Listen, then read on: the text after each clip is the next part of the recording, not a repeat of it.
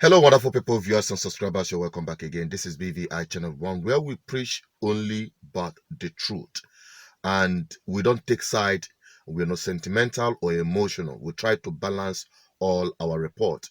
With respect to the recent recruitment exercise for teachers in Anambra State, I made a publication with respect to the Commissioner of Education, Professor Chuma Ude. She uh, was, involved in an altercation on a phone conversation that was recorded, which I asked the governor to make an investigation and discipline the person involved.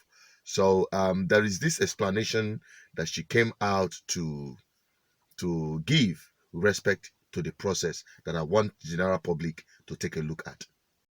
The pressure has been really too much. And we discovered that there are certain forces at certain levels who did not want this recruitment exercise to be a success. We have a running battle with the people we call the PTA teachers. I was handed over a ministry, I was handed over the teachers. I did not see any record pertaining to them. But there have been a serious thorn on my flesh since I assumed duty as the Commissioner of Education. And all efforts to beg them to align with the governor's decision has proved abortive. I learned that they divided themselves into groups and decided that at every center they are placed, they will make sure that the exam did not take place. And I believe that the ones causing the rowdiness and pushing people and making sure that the exam will be a failure.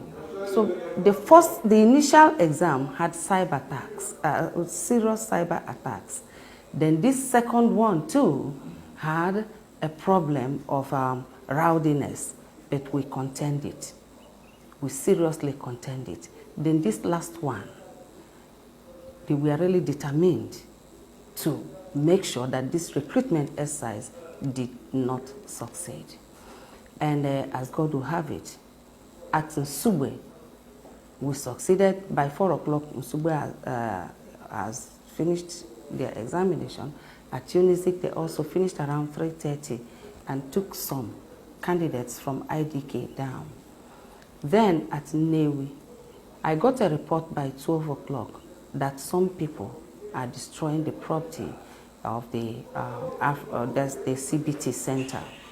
I called the CBT operator and he said that these people claim to be the PTEs and that they have refused to let them take the exam. So I had to call 1 or 2 people there. It was 12 noon then. I had to call them to ascertain what the problem was. They said there are some groups of people who have refused to let the exam sail smooth, and that these people entered that center by 11:30 in the afternoon. Since then, that they have been destroying things. So as this thing was happening, a woman called me on the phone. The woman, first of all, said that Soludo does not know what he is doing. Why should Soludo this? I said, Madam, calm down. What is the problem? You don't have to insult the governor of your state. What is your problem? He said, they have been here, the rain has beaten them, the sun is now beating them, and you and your governor, and you are dragging us in the... I said, Madam, calm down. Let me hear you out. This woman said, if I don't have ears, that this is the second time she's making this statement, it's like I don't have ears or I am deaf. That was when I now told her, Madam, you are an idiot. And then I started talking to her. But what they are trending online is from where I told her that she's an idiot. They did not trend what necessitated that words. So no matter your patience as a human being, there are certain aspects of a person you will touch and the person will naturally react. First, she insulted the governor of the state. I kept quiet. She insulted my personality. I kept quiet then. I mean, she was really out there to try my patience. Yes. And to show how schemish and how slimy she is, she edited and started from where I told her that she is an idiot. I wish she would play the whole conversation for the public to hear. Then there is another case. I think the most devastating of all the incidences I had during this recruitment exercise. That's the case of a 69-year-old retired permanent secretary who came into IDK flaunting an affidavit that he is 28 years.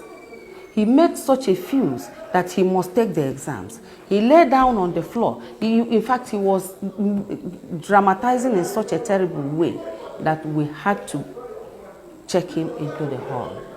He didn't know that he was being monitored. So he wrote the first exam and clicked in to write the second one. The supervising man came to me and said, this man is onto a second test. I said, good. Let's get him up to number 10. So immediately he got to number 10, we caught him. When we caught him, I raised up my phone to video.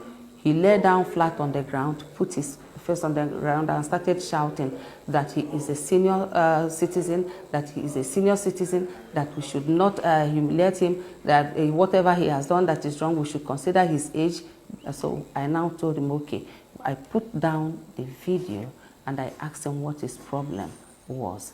He said 3 of his children are outside Anambra and he was the one writing the exams for them. He wrote this exam the first time, scaled through, and came again to write exam for his 3 children.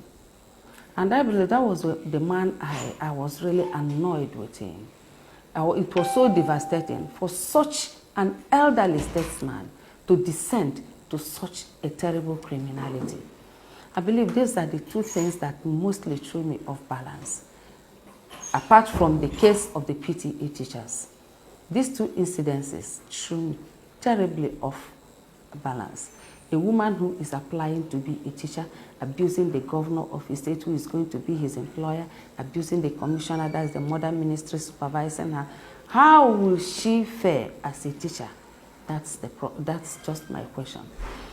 May I thank you all who have had patience with this recruitment exercise. Thank you very much, and may God continue to bless Anambra. All we know is that Soludo must succeed. Thank you. Good. She had explained the pressure. I know that in this kind of circumstances, a whole lot of pressure, a whole lot of things is going to play out. But the only thing I just got to say is, even if the public or the general public and Umbrellians would say, okay, let us give you a break and forgive you. For the lessons and for record purposes, when you are a public servant in such position, you should expect such pressure, and you don't allow the public to push you to the extreme of coming out with that kind of altercation. That is just my own view. And if I'm in the position of the governor, I would give her a second chance. That is my own opinion. That is not a verdict anyway. So I believe you have your own opinion as well with respect to this development. I want you to drop it on the comment section. Let's take it from there. All we want to achieve is a better society for good governance. Our people deserve better, and public servants will understand they are servants to the people and not masters. That is all I'm bringing to you. Drop your comments. I want to have your opinion, and don't forget to subscribe, like, and follow all our social media platforms, and stay connected to this voice of the people. Bye bye for now.